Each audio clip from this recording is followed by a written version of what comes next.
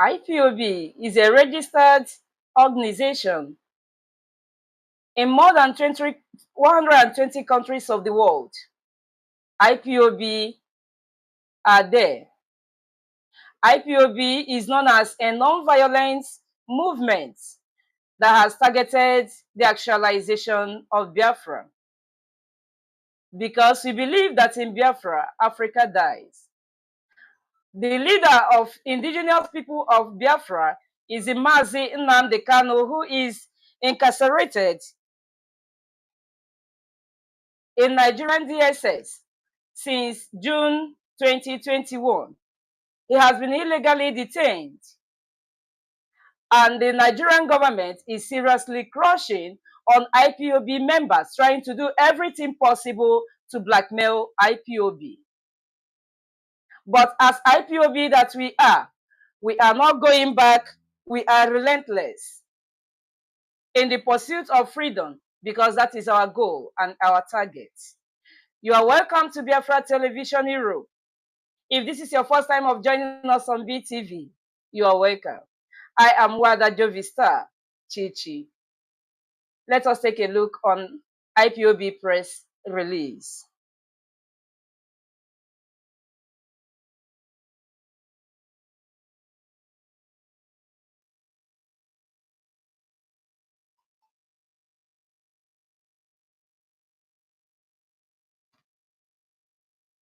Press release, 12th June 2024. Dislodged Fulani kidnappers at Lokbanta carried out attack on soldiers at Aba in connivance with army authority in Abia State, IPOB. The noble family and movement of the indigenous people of Biafra, ably led by the great leader Mazi Nnamdi Kanu, wish to let the public know that agreed Fulani terrorists kidnapping traders at Lokbanta in connivance with some Fulanis in the military authority in Abia State. We are responsible for the attack and murder of 4 Igbo soldiers in Aba on May 30th, Biafra Heroes Day.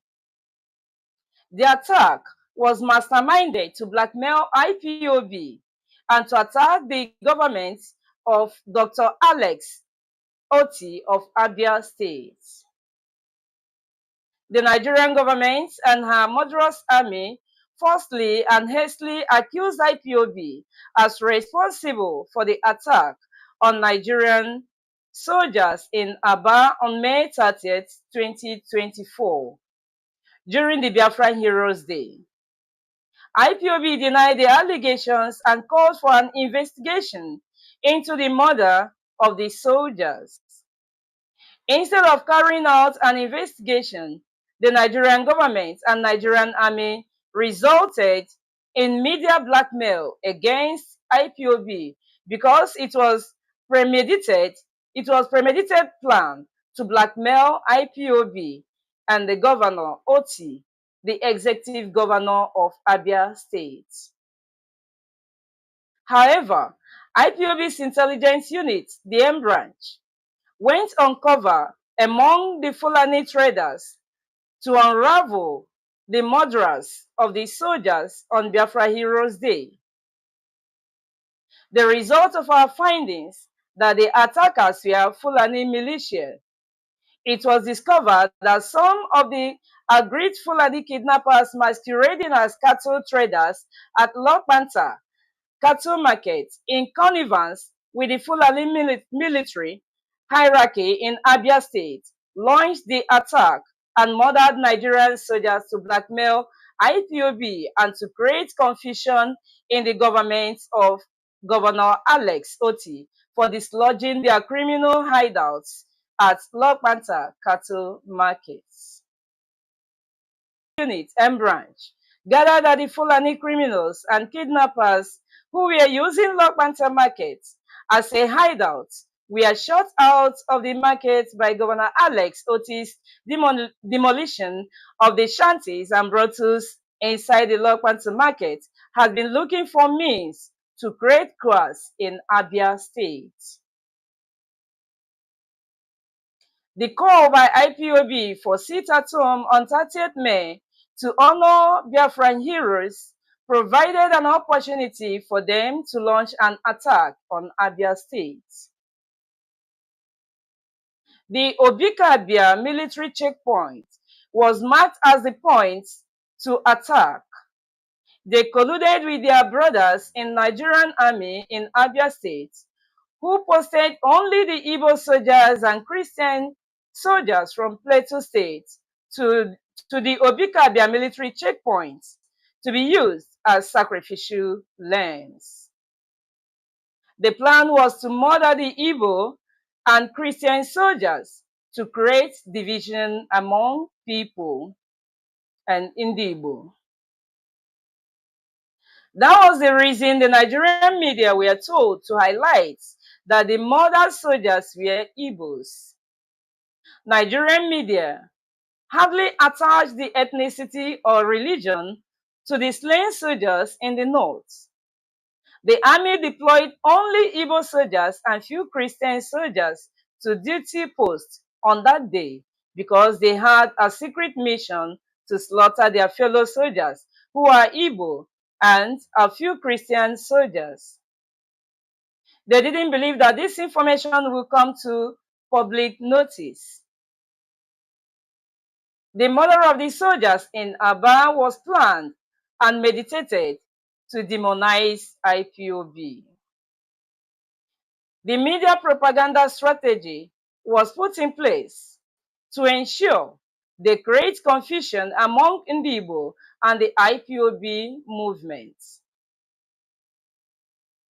The next day, the Nigerian media named the slain soldiers as Igbo soldiers. The next day, the Nigerian president also issued a genocidal and wicked statement against IPOB and Igbo, comparing what happened to Oklahoma community in Delta State incident as child's play to what is going to happen in Abia State. It was a well-coordinated plan to blackmail IPOB to set the stage for military invasion of Abia State government.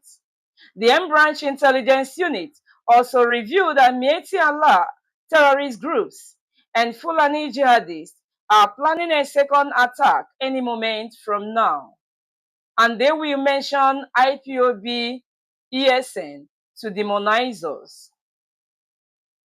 The aggrieved Fulani kidnappers shot out from the Lokpanta market want to bring harm to Governor Alex Oti's government in Abia State, and their collaborators in the Nigerian army are not happy with Governor Oti and his government as well. They went to destabilize and create chaos in Abia State.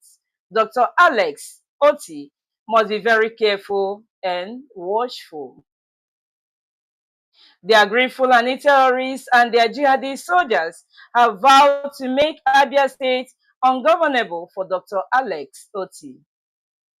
Those of them in the Nigerian army are under pressure to attack Abia civilians in retaliation of the false flag operation of 30th May. These Fulani terrorists have received funding from Mieti Allah to mobilize and send some terrorists into Abia State if their friends in the Nigerian army refuse to slaughter Abia residents and create confusion. Mieti Allah terrorist organization funds most of the kidnapping and criminalities in the southeast. IPOB and ESN is waiting for the Mieti Allah imported terrorists in Igbo land. Though the Fulani terrorists masquerading as herdsmen are enjoying the protection of Nigerian army, nevertheless, IPOB and ESN will never allow them to turn southeast into a war zone like they did in the north. IPOB, however, cautions Governor Alex Oti not to capitulate under pressure to allow traders to reside inside the Lokpanta markets. Since the shanties at the Lokpanta markets were demolished, the crime rates and kidnapping cases along the Lokpanta axis have been drastically reduced.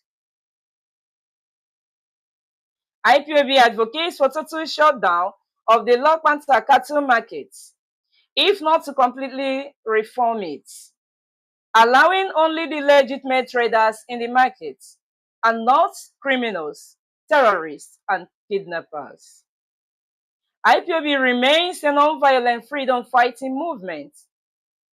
All false flag operations that the Nigerian government and our moderate security forces have adopted in murdering innocent policemen, soldiers, and civilians to blackmail IPOB have failed and will continue to fail. Signed, Comrade Emma Powerful, Media and Publicity Secretary for IPOB. I am still Ada Jovister Chichi, and joining us now to analyze the weekly newspaper headlines from around Nigeria is the fearless Evangelist.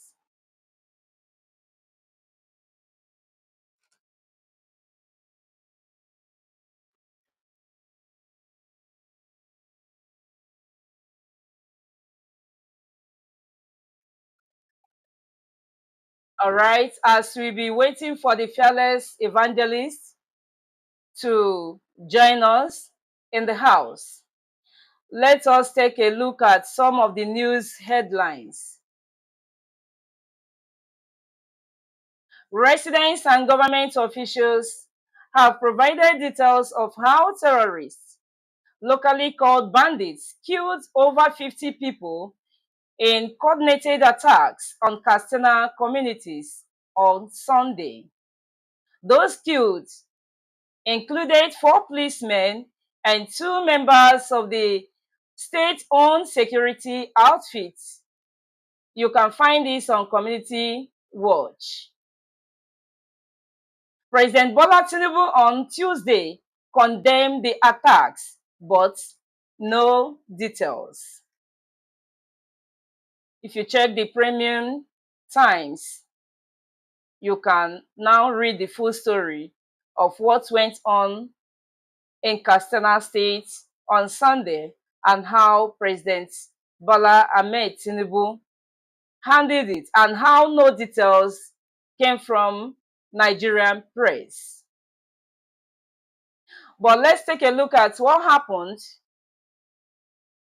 in Aba and how the president reacted from Vanguard newspaper.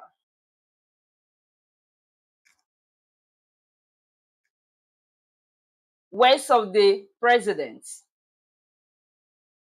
Go after those calling for seats at home in Southeast. President Bola Ahmed Tinubu has ordered security agents to go after the killers of 5 soldiers in Aba, Abia State, and those behind the call for seats at home in Southeast.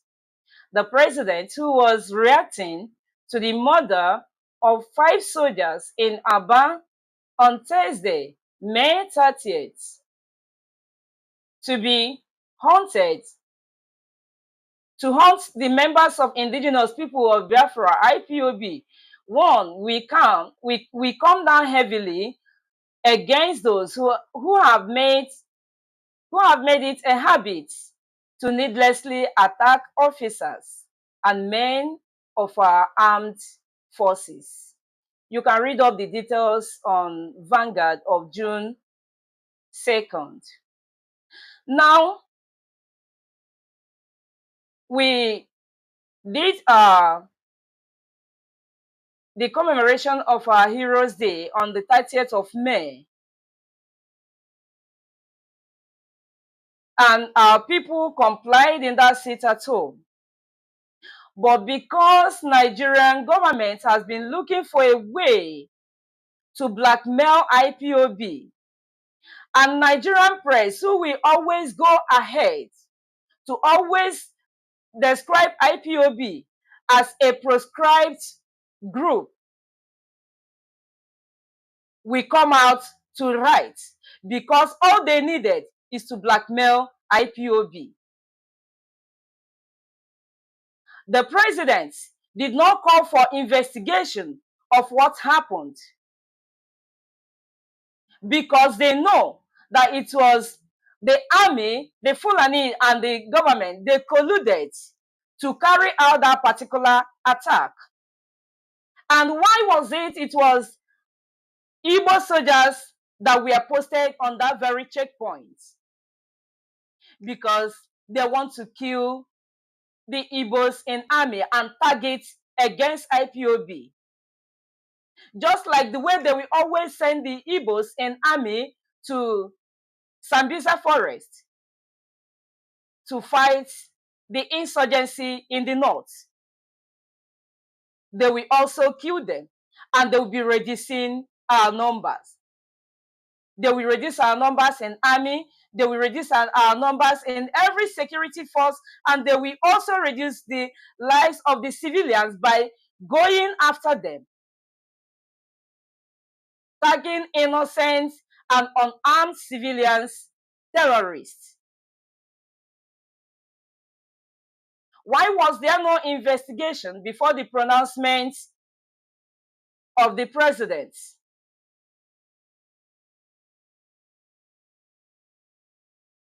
An attack was carried out on checkpoints where you have soldiers, and the president declared heavy descending on the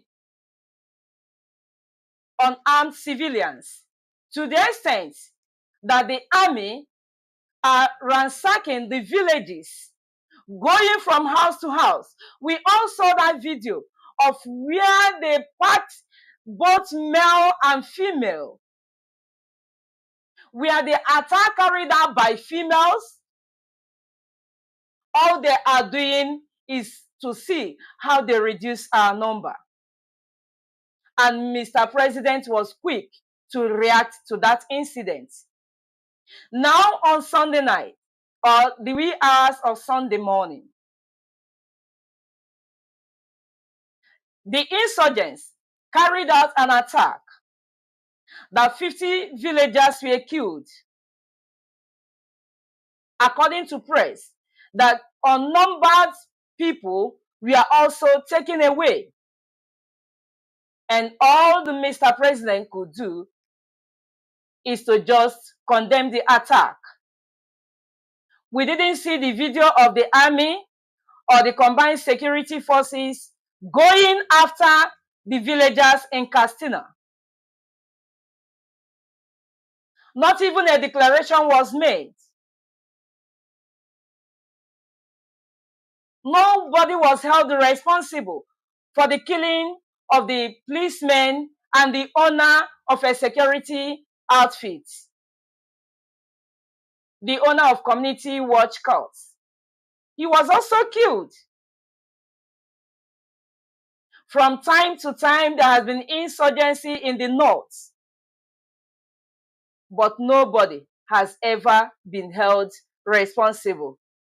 We are still waiting for Gumi to come and address the nation on how much the government and the people will give for them to release the ones they took away, because they killed the number they could and then take away as many as they could. Probably by now, Sheikh Gumi must have been negotiating with them to come and tell Nigerian government how much will be paid into the accounts of the insurgents before the ones they held will be released. And when we cry, or when we talk about marginalization or oppression, then we think that we are asking too much. We are not asking too much in a country where you are not welcomed. in a country where you are not safe. You are not safe in Igbo land. You are not safe outside Igbo land. Why can't we go our separate ways? Nobody has the right to exterminate the life of other. No one has the right to take away the life of other. Be you a soldier, be you a policeman, be you the Mr. President. Now, jungle justice is now an order of the day. Army will just wake up in one morning. They will go after the villagers. They will hunt them down. They will kill as many as they could. They will take away as many as they could. I hope they are not raping all those girls that we saw on the video that they took that day. Hope they are not raping our women. Those that are supposed to protect lives and properties.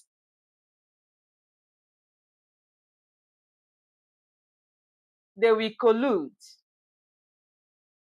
with the aggrieved Fulanis, the aggrieved kidnappers at Lok Panther Market, because their hideouts was demolished and because the governor of Abia State is doing well. They are now looking for a way to tarnish all he's doing. But IPOB has come to stay. Taking us away will not stop us. Raping our women will not stop us. Killing our brothers, our sisters cannot stop us. We are unstoppable. Let us take a look at another news making round Nigeria.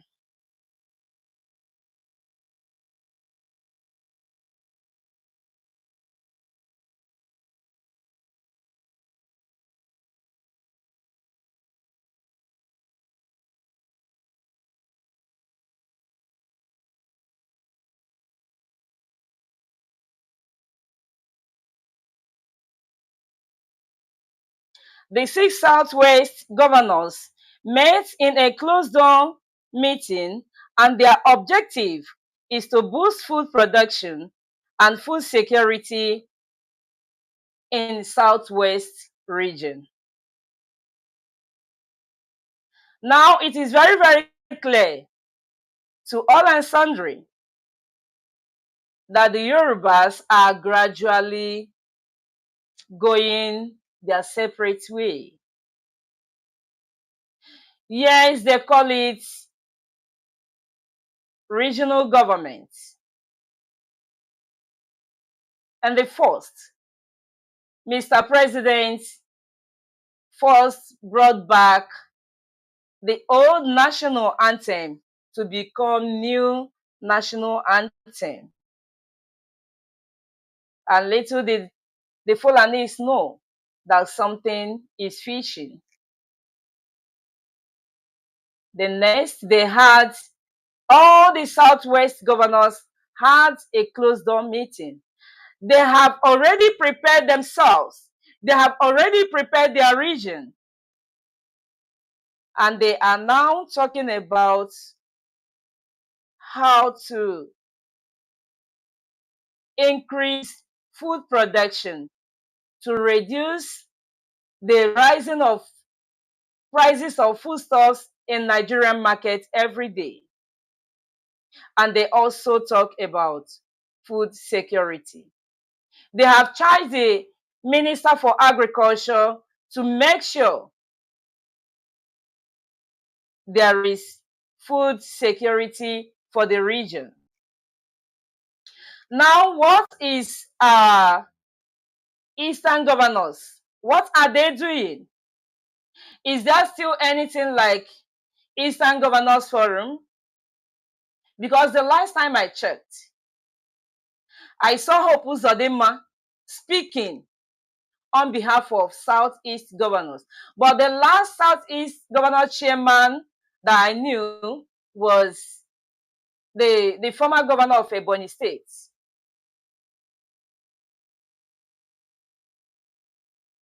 Now, the Southwest governors are getting ready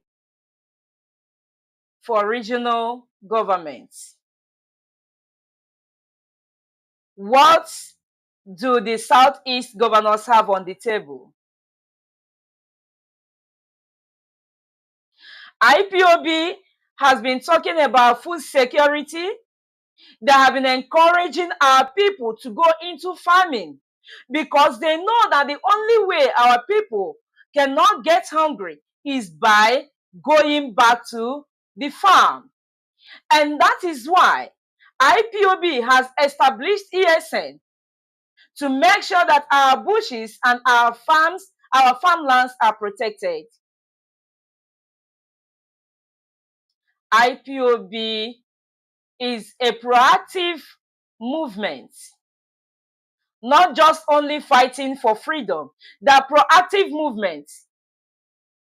That is why ESN is there to guard our territory from the intruders from Futajelon. Those who are going about exterminating the lives of people, taking over their villages because they want to settle down in Nigeria. But IPOB leadership is wise. ESN is there to protect our people. Is there anything the Southeast governors are doing to support what IPOB is doing?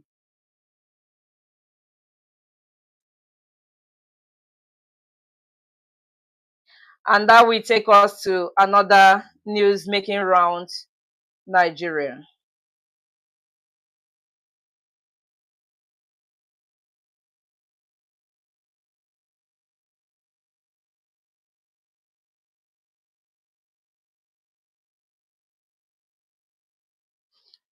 Let's talk a bit about the open grazing bill.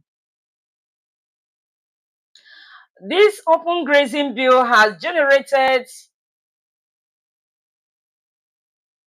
a lot of heated debate across Nigeria. This bill came when Goodluck was there.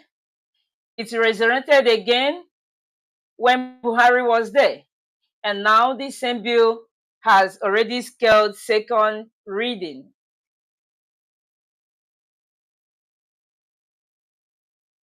This bill is being pushed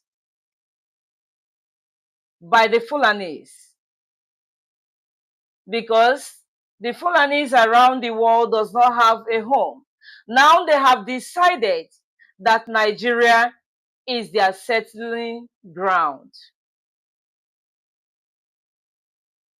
That was why insurgency was sponsored. That's why they can move into any village, exterminate people that are already in the land, and then replace the people. They are looking for a way for a settlement. I saw one of their senators shouting in the house that everybody has the freedom of movement. That Fulani man has the same freedom of movement, that he can move from Katsina to Niger, from Niger to Imo, from Imo to Lagos, from Lagos to Anambra, and to establish his business.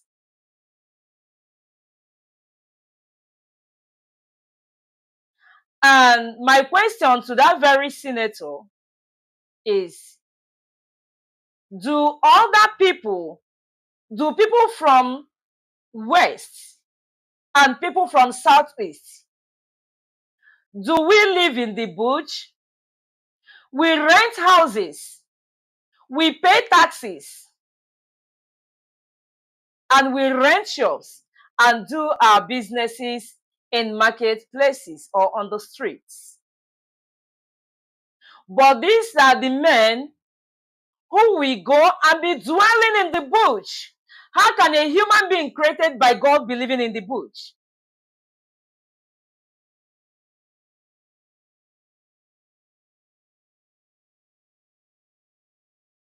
The Fulani should be able to go to towns and cities like other citizens are doing, to rent their houses, pay for their house rent, And the world today has gone beyond open grazing. In the world today, we are talking about cow ranching and not open grazing. That you take your cow into a farmland that has been cultivated, and the cows will destroy the farm products. And you call it a business, you call it the right of movement.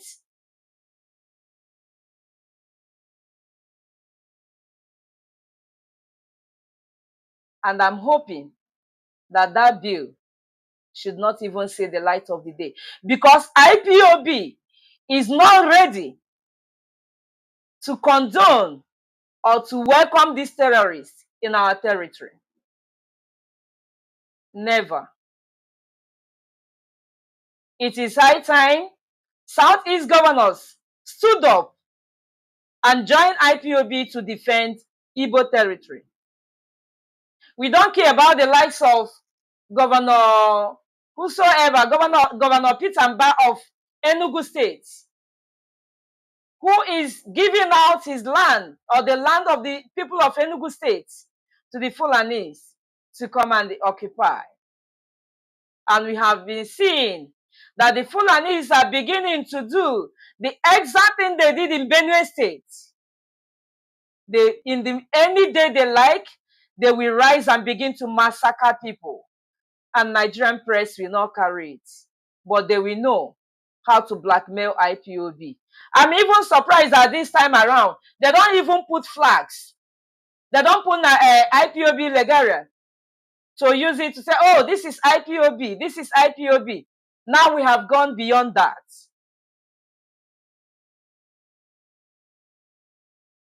IPOB is not ready to contend with the Fulanis in our own land. ESN is there to defend our land. As the South-West are preparing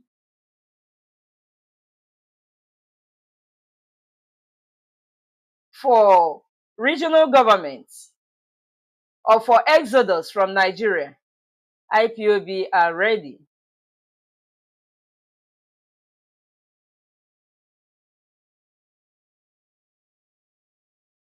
It is high time Ohaneze Ndị Igbo should work together with Southeast governors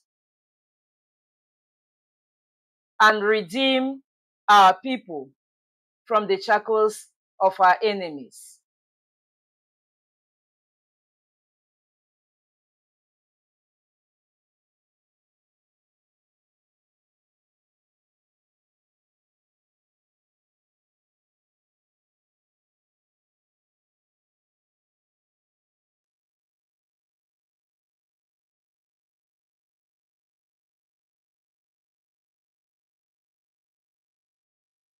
And that will take us to our next discussion.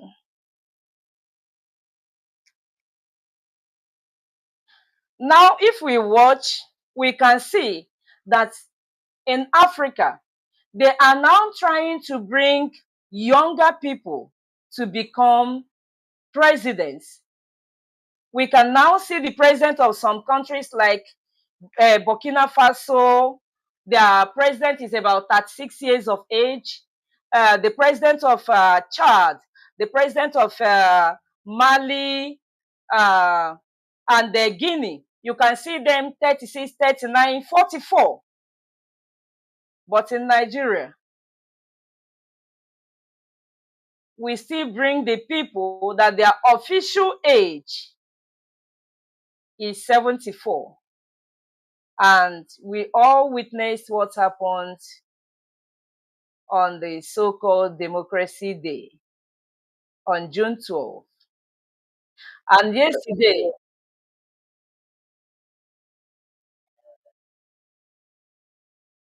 no.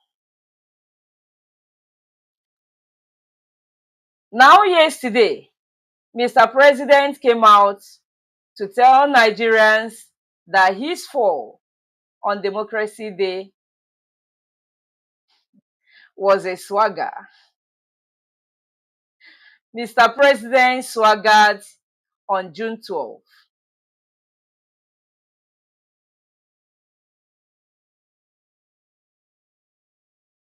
That's one of the reasons Nigerian youths should stand up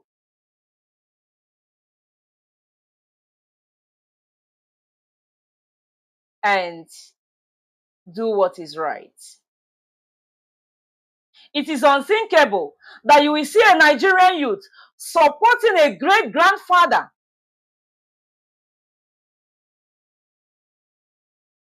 to still become a president of the country, while they continue chanting that youth is the future of tomorrow. I don't how do they put it?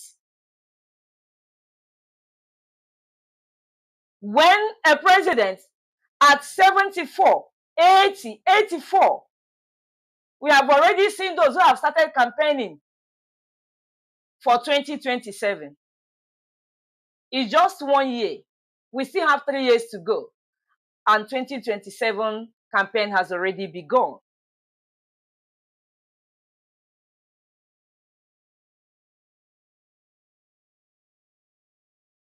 And that is why IPOB will make sure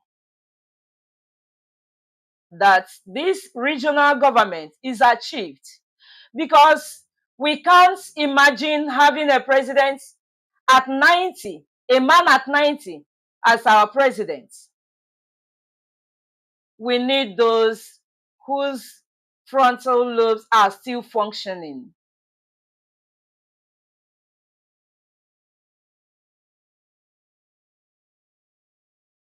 We want those who will come and revive our economy, who will come and redeem our political system.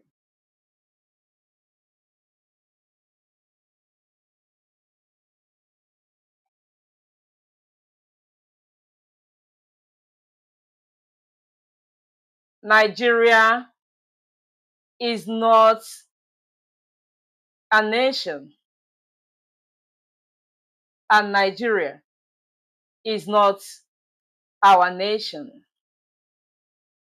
We are hoping that this executive bill of regional government should come to daylight, so that we shall gradually move our separate ways. I still remain Ada Jovister Chichi. I want to apologize to Biafrans that what we planned didn't come through because of the network problems always emanating from Nigeria. We intend coming with our analysts, but none of them was within our reach because of technical issues. And next time, we will handle it better. Thank you, wonderful people of Biafrans, for listening. Thank you, wonderful viewers all over the world. And today, we want to use today to appreciate those who have been working behind the scene to make sure that this movement does not die, and to make sure that BTV Europe is brought to light. You know, one thing in this very struggle is this: those who are working for restoration of Biafra, most times they are not heard, they are not seen. We don't even know them. But these people are there working 24/7 to make sure that we achieve all the necessary achievable we could for Biafra to come. There are people who has worked tirelessly to make sure that BTV see the light of the day. That is our brothers and our sisters in Europe. There are those who have put their money, those who have put their time. There are those who doesn't even go to sleep to make sure that BTV see the light of the day. And today, in case if you don't know, BTV Europe, you can now get it on satellites. You can download the app on Twitter. You can download it on Instagram. You can download it on Facebook. You can also install your decoder and then you go to free to air. Then go scroll to Africa. Then search for BTV. You will get BTV1, BTV2. It's even up to 4. Someone in Belgium said that he's receiving BTV1, BTV2, BTV3. There are people who has worked towards this, and we want to appreciate and thank them so much. We want to thank the IPOB leadership, the DOS, who have also supported, but our thanks most especially goes to all the European national coordinators and also the European rep, Mazi Abanim. Mazi, we thank you so much to make sure that this project is completed. We thank the Germany National Coordinator, Mazi Collins, who sometimes we move from Germany to Italy to make sure that things are put in place.